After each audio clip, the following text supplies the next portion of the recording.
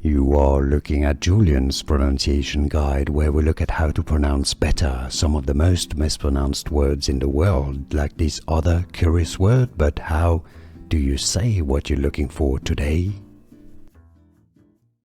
British English, word pronunciation, noun, rating, 2 syllables, ting, stress on the first syllable. Rating, in American English, they use a flap